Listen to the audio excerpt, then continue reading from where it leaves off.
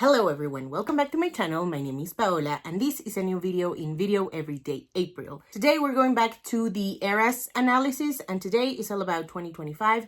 This is the third time that I am attempting filming this video. My hair looks a little fried.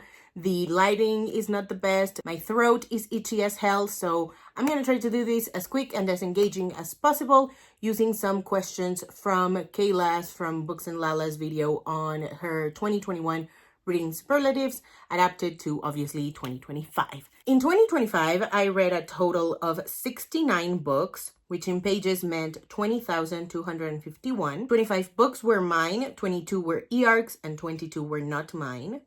9 were physical books, 31 were audiobooks, and 29 were ebooks. In terms of genre, my most read one was contemporary romance with 20 books, and my least read genres were a bunch: magical realism, thriller, historical, poetry, classic, sci-fi, monster romance, and action with 1 book each. I had so many 2025 favorite releases. I was so happy that I got to read quite a bit of them. Some of them I first read as e-arcs and I am now dying to own, but that's neither here nor there. The first book that I want to talk about is Huda F Wants to Know by Huda Fahmy. This is a graphic novel, third in the series of Huda F, and this one follows Huda's parents' divorce and how that affects her personal life as much as it affects her relationship with each of her parents and her sisters as well. Under the Neon Lights by Ariel Vinson, this is a YA contemporary story. It is a novel in verse and it is about gentrification, first love, and family. Immaculate Conception by Ling Ling Huang, and this is a horror sci-fi story about AI and art. A Theory of Dreaming and an Archive of Romance by Ava Reed. These are the sequel and the companion to A Study in Drowning, respectively. Leaving the Station by Jake Maya Arlo is a YA contemporary story set during a cross-country train ride, and it's about religion, how open-minded one can be. It's also about queerness and gender. It's so fun. Highly recommend this one in particular. And last but certainly not least, I read Perfect Victims and the Politics of Appeal by Mohammed El Kurd,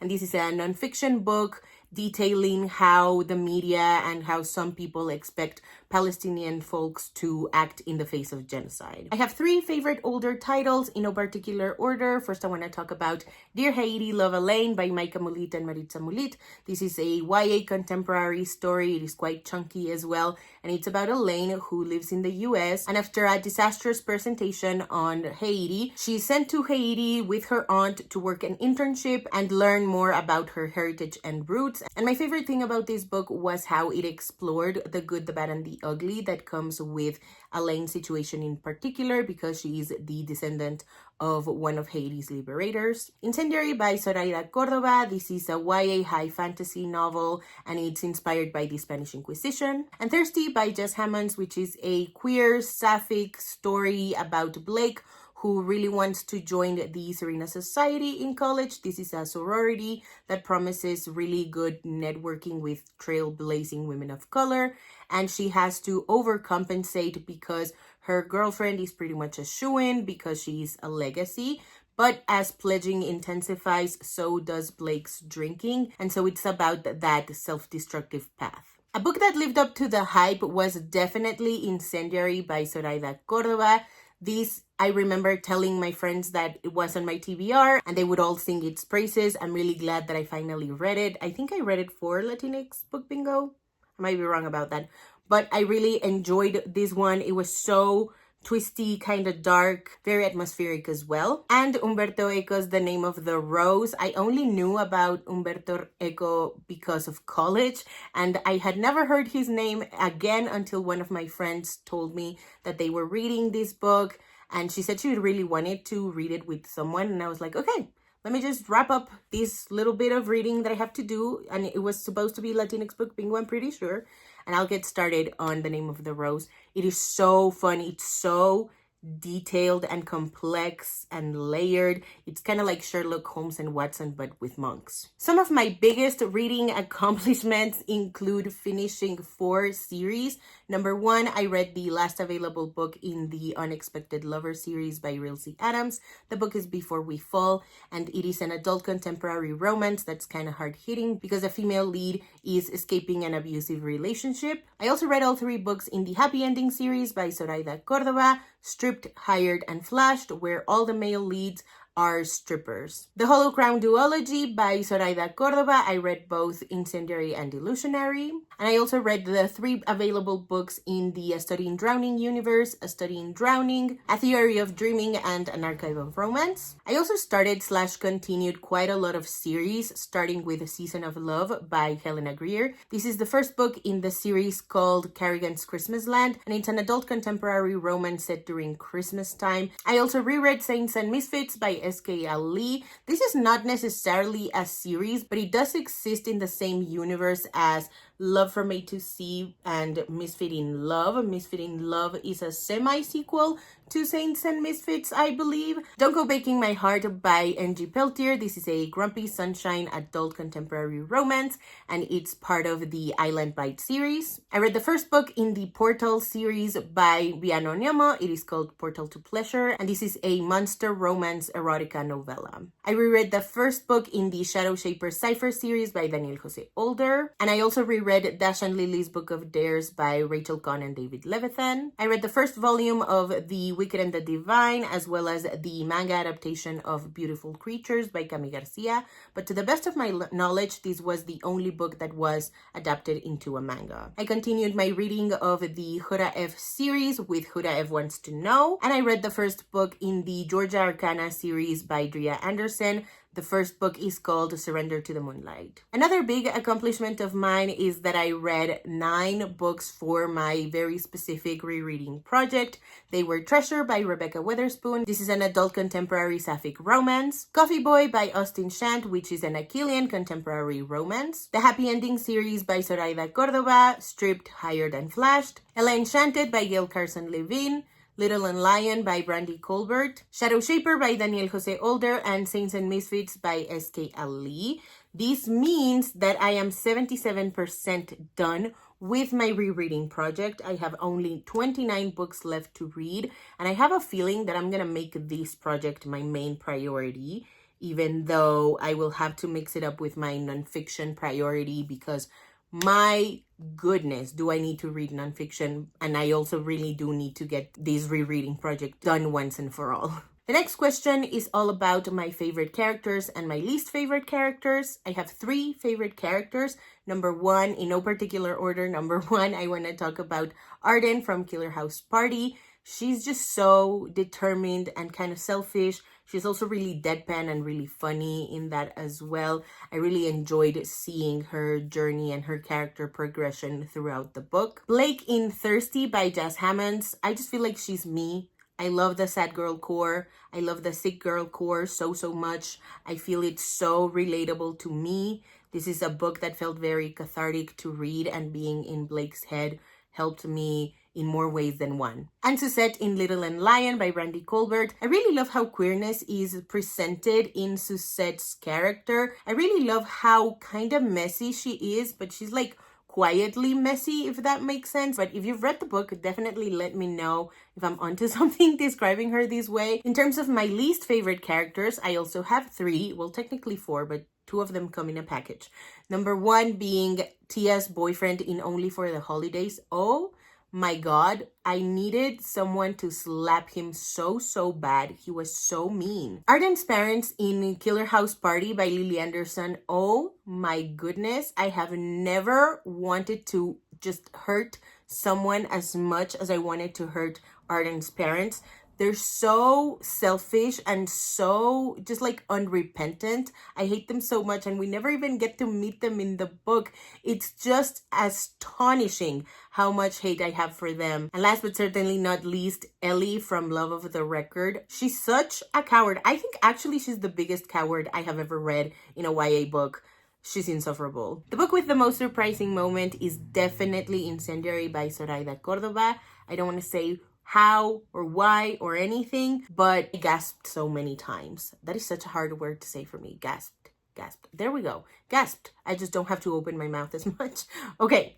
My favorite writing of the year is definitely in Thirsty by Jazz Hammonds. I just really love how unflinching and unfiltered Blake feels on the page, or I guess in my ears, because I did experience this book on audiobook. The next two questions I lumped together. Number one being the book you push the most people to read, and the second one being the book you'll be recommending the most. As you could probably tell, I didn't do much book pushing in 2025, and so these are the books that I would be recommending the most, starting with two nonfiction books, Perfect Victims and the Politics of Appeal by Mohammed El Kurd, and Flamboyance by George M. Johnson. This is a nonfiction book about different people that lived through the queer Harlem Renaissance. Two graphic memoirs that I want to recommend are They Called Us Enemy by George Takei and It's Lonely at the Center of the Earth by Zoe Thorogood. One is the author's account of their time at a Japanese internment camp in California, I want to say. And the other one covers a period in time where the author was really depressed and struggling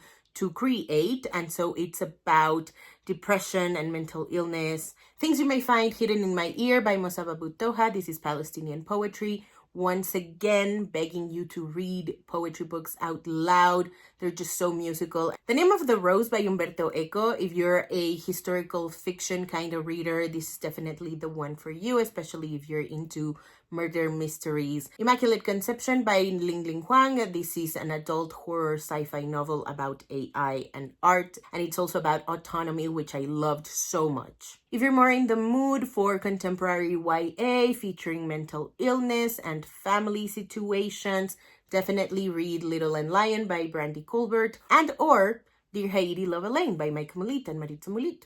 If you want to read something more romantic for YA audiences, definitely check out 24 Seconds From Now by Jason Reynolds and or Only for the Holidays by Abiola Abello. Two YA novels in verse that I highly recommend are Long Way Down by Jason Reynolds and Under the Neon Lights by Ariel Vinson. X Marks the Spot by Gloria Chao. This is YA set during the summer in Taiwan, and it's about solving puzzles so that the main character can get an inheritance. Saints and Misfits by S.K. Ali. If you're feeling more a hard-hitting YA contemporary story, this is about Jana, who is the only girl at her mosque whose parents are divorced, and it's about all the changes that she's going through, like her dad is starting a new family, her brother is back home from college, she's crushing on a guy who's not Muslim, and she's also keeping a really big secret, which is that the mosque's future imam sexually assaulted her. He's a really well-respected guy at the mosque, and he also happens to be cousins of her best friend. Leaving the Station by Jake Maya Arlo. This is about our main character who goes back home from New York City all the way back to Portland, I believe,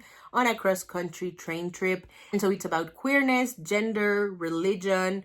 I loved getting to read this one with Jake as they hosted their read-along. Thirsty by Jazz Hammonds, if you're looking for a hard-hitting queer YA about addiction. Killer House Party by Lily Anderson, if you're looking for a YA horror that's set during a party at a haunted house. Two Latinx contemporary fantasies that I would love for you to check out are Saving Tupi by Amparo Ortiz and Ronnie Garcia, and Shadow Shaper by Daniel Jose Older. One is more middle grade, and it's about Violeta, who I think goes to her grandma's house and she finds a chupacabra, and so now she has taken it upon herself to hide it from smugglers and hunters. And Shadow Shaper by Daniel Jose Older follows Sierra Santiago. She is an artist, she's a muralist, and one day she notices one of the murals whipping, and it all goes on from there. Shenanigans ensue. It's about family secrets, drama. I love that it explores sexism and racism in the Latinx community. I love how action-packed it is and how well we get to know the characters in this first book. Incendiary by Zoraida Cordova. I just cannot stop singing this book's praises. If you're looking for an action-packed YA fantasy, this is definitely the one that you should be reading. And last but certainly not least, I would highly recommend that you check out Before We Fall by Rilsey Adams and Stripped by Zoe Castile. Two very different adult contemporary romances. My favorite newly discovered author is definitely Jazz Hammonds. I really need to check out their debut book. I think it's called We Deserve Monuments. And I just need publishing to give them all the book deals. My favorite cover, hands down, is Killer House Party by Lily Anderson. I really love the red solo cup full of blood spilling out. I love the RSVP to RIP thing. Oh, I love it so much. The book that made me cry the most was definitely X Marks the Spot by Gloria Chao. It had me crying at multiple parts throughout the book, and especially that last quarter, I was crying my eyes out every few pages. And the book that made me laugh the most is Dear Haiti, Love Elaine. Elaine is just like a naturally funny character. She's very sarcastic and very spontaneous too. My favorite rereads are all in one video called Best Rereads of 2025. The list is ranked, so you're welcome to watch it. I highly recommend that you do so. My most surprising 5-star reads, aka my top 10 books of 2025. I've talked about all of them, so I'm just gonna list them here.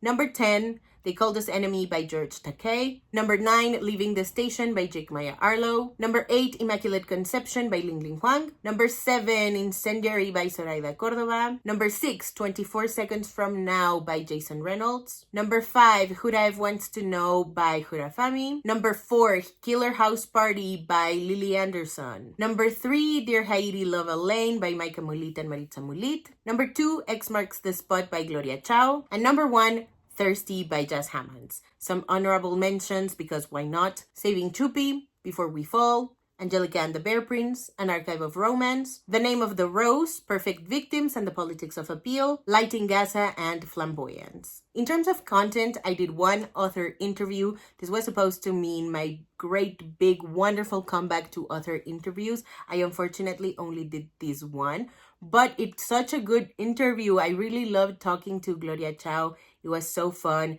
Definitely check out X Marks the Spot, and I need to check out her murder mystery series. I also posted the mandatory mid-year book freakout tag, as well as 8 episodes of Bad Influencers, even though I had 10 planned. And I also did 8 out of the 12 episodes I wanted to do for the 12 days of Bookmas. As for my Patreon, I did 18 volumes of The Gazette. This was a new name for my newsletter. I kind of wanted to switch it up, make it a little bit more magazine type, newspaper type. I wanted to do 26, so I wanted to do it bi-weekly.